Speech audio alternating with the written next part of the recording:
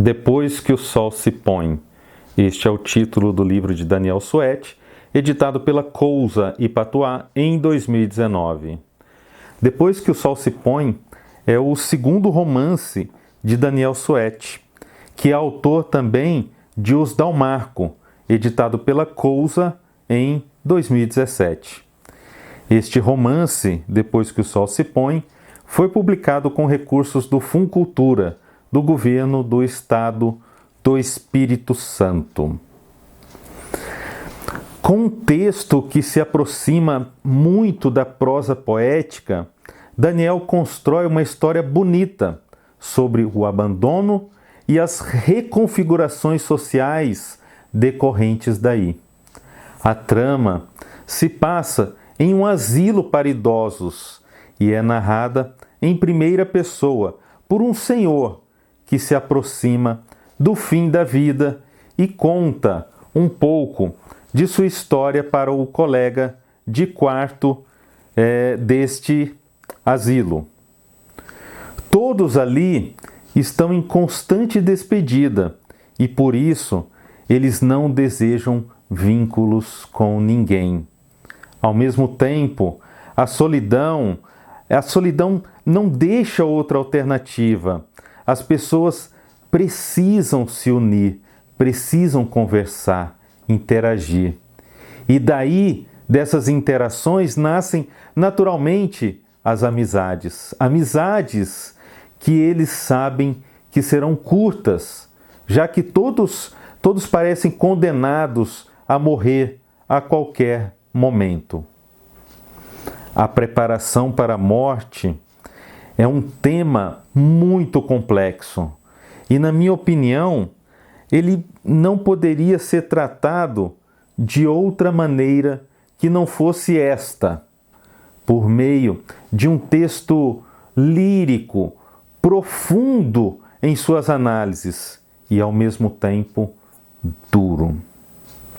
Aos poucos, vamos descobrindo que o narrador tem uma história muito rica, uma história muito bonita, e que essa história, ela moldou o homem que ele é, o homem que narra.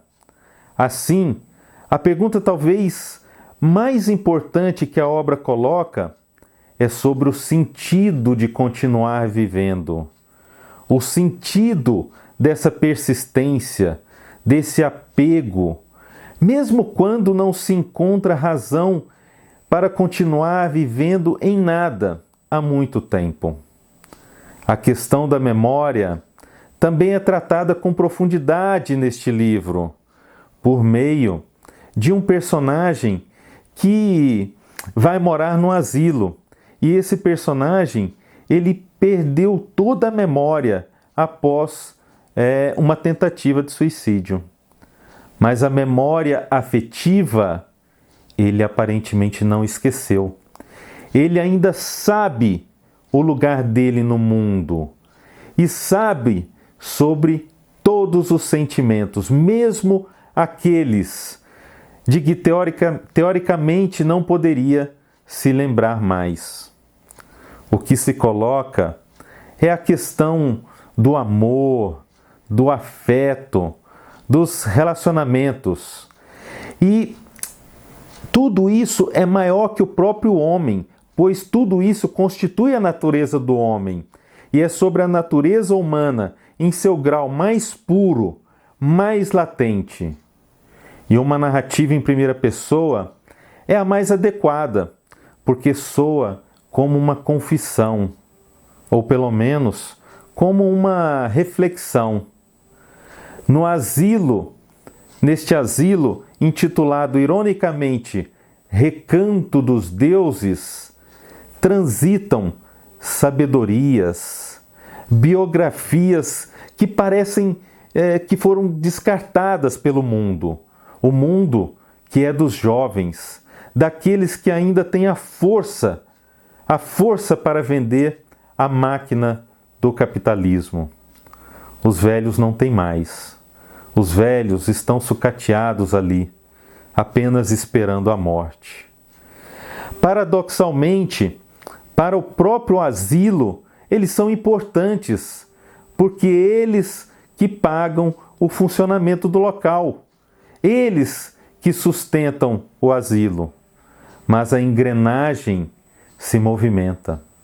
E haverá sempre, sempre novos clientes para o recanto dos deuses. Há temas transversais que são muito atuais e importantes e por isso eu preciso citá-los, como o feminicídio, o racismo, a hipocrisia das religiões, entre outros. Os idosos lembram o leitor que a morte ronda o tempo todo e a vida inteira. Na guerra morrem jovens, morrem crianças vitimadas por doenças implacáveis. Se é assim, por que devemos abdicar dos nossos sonhos em qualquer momento de nossas vidas? E os sonhos, eles estão em pequenos objetos que estes idosos levam para o asilo, como se fossem um sinal de pertencimento. É preciso que saibam que pertencem a algo e que mesmo um quarto dividido em um asilo pode ser chamado de casa. É essa transitoriedade constante que nos faz lembrar sempre que é importante viver um dia de cada vez. Eu vou ler agora um trecho do livro, deste romance, para que você tenha uma ideia deste estilo lírico de Daniel Suete. Inscreva-se no canal Acontece nos Livros e se curtiu este vídeo, divulgue-o em suas redes sociais. Ajude nosso canal a crescer. Valorize a literatura brasileira. Valorize as pequenas editoras. Amanheci coberto de luz. Eu queria vestir-me de empatia, fazer-me necessariamente dadivoso e reter um sol ameno, que se encara com olhos límpidos, temperar o amor e apaziguar distâncias. Queria ser uma criatura a expandir até despedaçar-me em benevolência, até que tudo à beira de mim fosse cura, até que tudo fosse poema. Mas eu não me livrara de nada. Tudo estava acumulado como a formar montes de sequidão. Na vida, a tristeza nos vem com naturalidade, jorra sobre nós como um rio, diferente da felicidade, que nos paira feito beija-flor. As palavras, quando me desciam à boca, eram decapitadas pelos meus dentes afiados e ficavam assim, palavras sem cabeça em busca de um corpo. Por isso, não as fazia nascer, por isso, não as punha à mercê da claridade. Não havia substância para as aquecer.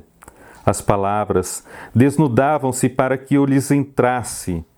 Desejavam que me tornasse elas, e assim, imiscuído pela tônica do verbo, segui alvorando e anoitecendo no desarrumo dos tempos.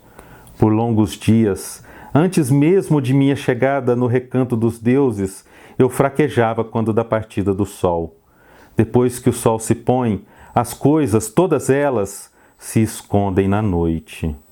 As estações passam mais devagar, como a força a rastejar no escuro, em cada travesseiro pesado, quando as lágrimas viram vinagre a azedar ambições. A luz na noite, contida no olho da lua, mas é luz frígida, calada, que não acalora o peito, que não requer suor, que não suscita dispêndio. É como a vida que está a se despedir de nós, baixando sua ardência, esfriando o corpo para ensaiar a morte. Depois que o sol se põe, fica apenas o ruído do mundo a comer o tempo das coisas, a tirar o colorido das flores, o bicho do homem a devorar a mente, a cuspir a vida na vida. Enche de sal a carne doce, enche de sal o rio, enche de sal o corpo, as fezes, os sonhos. E isso está para além do envelhecer. E isso, a ansiedade de encontrar abrigo no dentro dos olhos invariavelmente nos cega, nos faz despercebidos daquilo que nos escapa à razão. Tentei gritar, mas de meus pulmões saiu apenas um fio de voz incapaz de dar forma ao pensamento, talvez porque já estivesse morta. Depois que o sol se põe, faço-me íntimo das dores, dores que me fazem chorar, e eu não quero chorar. Mas se chorar, que se faça vórtice. Se chorar, que seja febril no arder do ventre. Se chorar, que não haja espaço para elocução.